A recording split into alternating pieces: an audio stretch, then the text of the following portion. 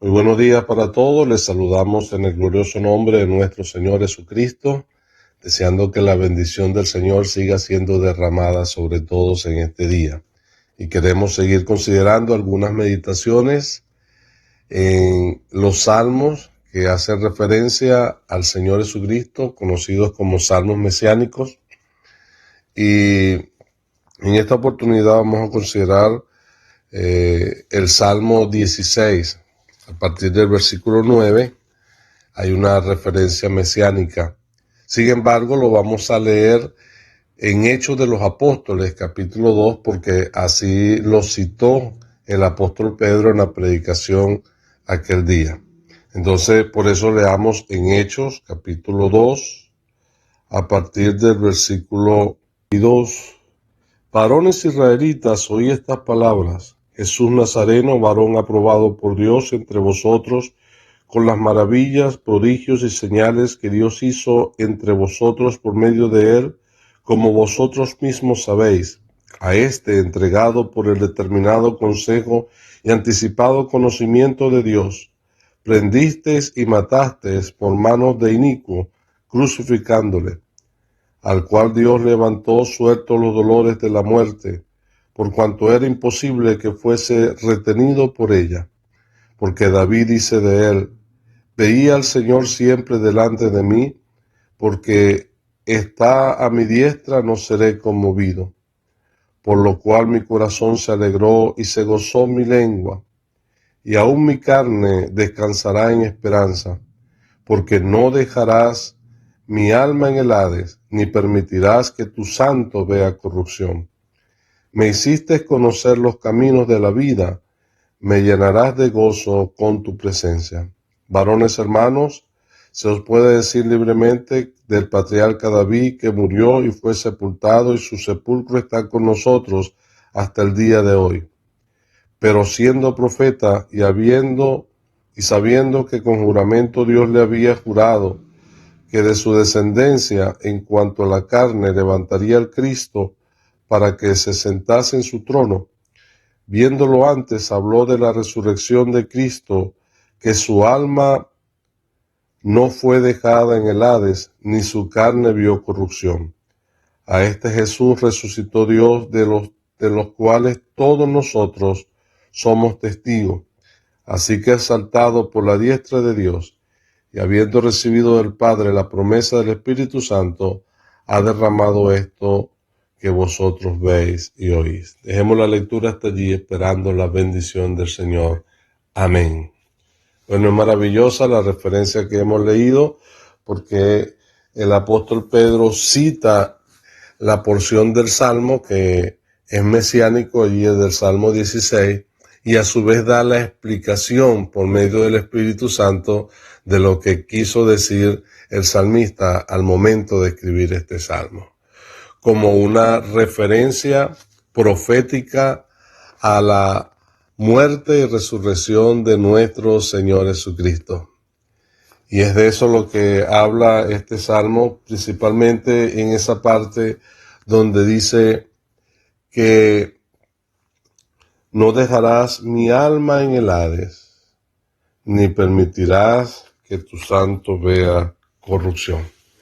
De modo que lo que se está refiriendo es precisamente a ese momento en el cual el Señor Jesucristo, después de haber efectuado la obra del sacrificio de nuestros pecados, habiendo entregado su vida, como dice las Escrituras, que Él, habiendo completado la obra, dijo: consumado es. Y exclamó aquella oración: Padre, en tu mano encomiendo mi espíritu.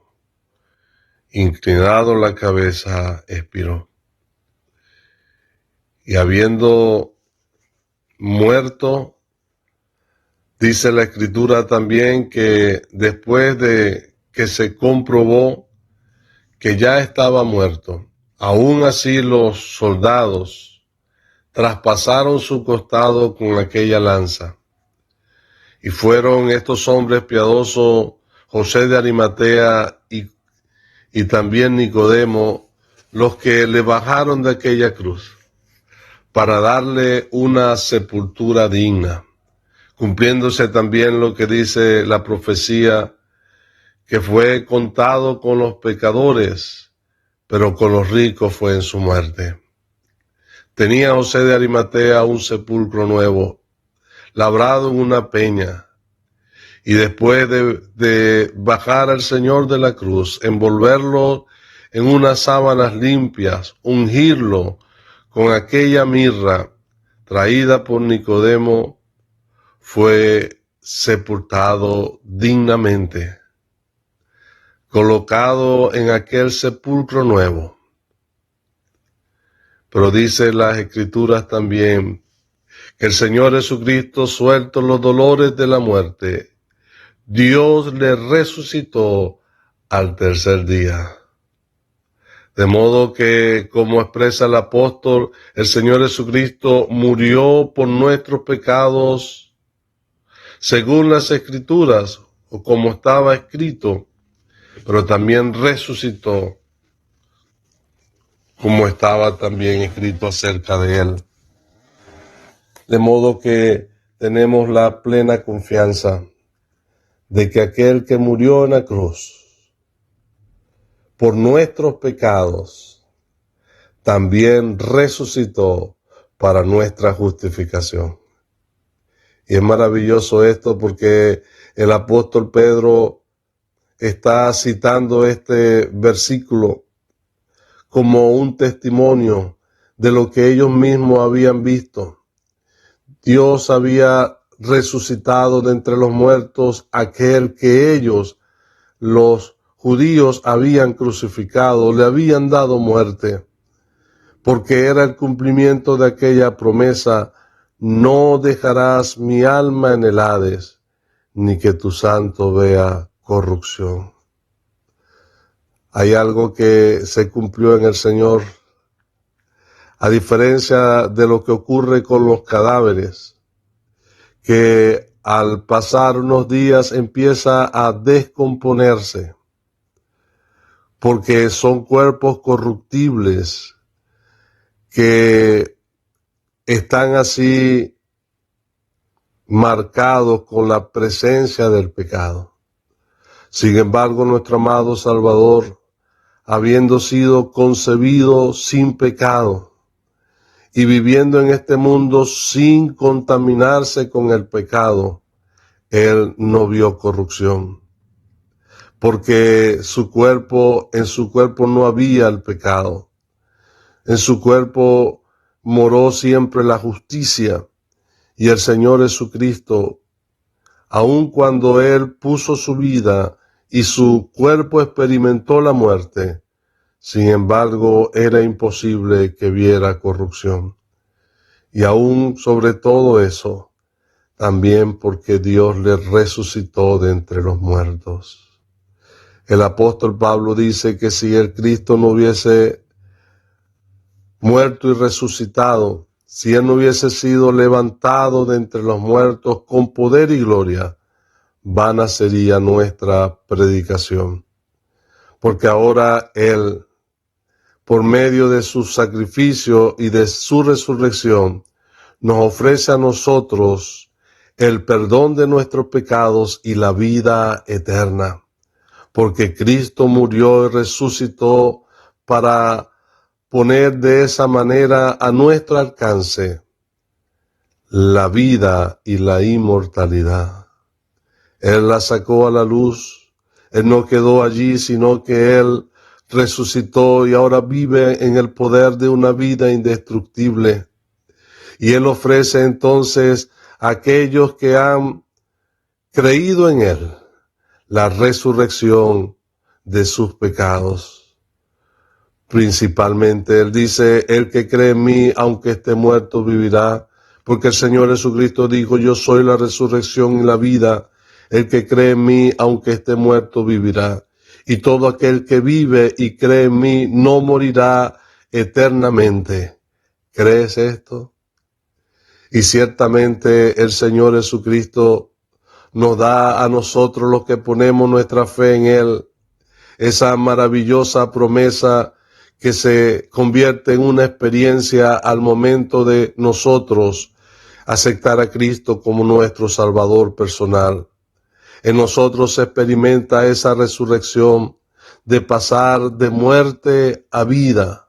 Como dijo también el Señor Jesucristo, el que oye mi palabra y crea el que me envió tiene vida eterna, no vendrá a condenación, sino que ha pasado de muerte a vida.